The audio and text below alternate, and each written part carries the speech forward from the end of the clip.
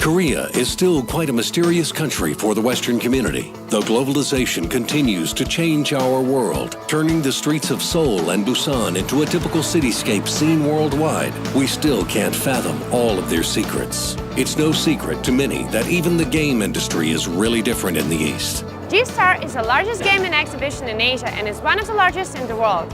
It's often put together with Israel and Gamescom, but Korea has something really different to offer. On the eve of the start of World of Tanks Korean CBT closed beta testing, WarGaming decided to present itself to the gamers once more and have a look at how other companies prepared for the expo.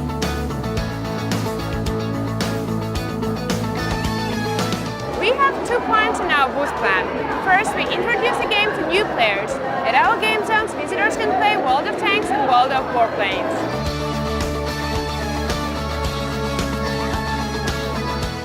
People can try the games here, and the best World of Tanks player of the day wins the MacBook.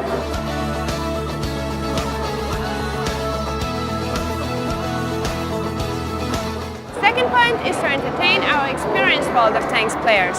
That's why we built a VIP area where the most devoted players can meet each other, play darts and win some prizes, or get a caricature of themselves on a tank. And we made a game zone for them too.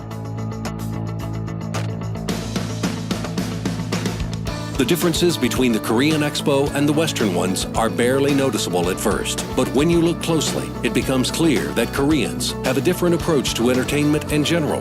They are attending the Expo to visit the stands of their favorite online games, rather than to see new products.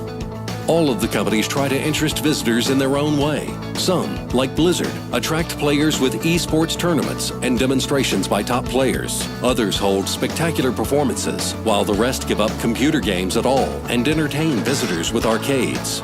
Certainly, no one can get far without Goral on their stand. But they rarely get up on stage to dance at G-Star because it's not a tradition here as it is in the West. Usually, the girls line up and pose for 20 or even 30 minutes. Nobody leaves. All of the photographers continue shooting.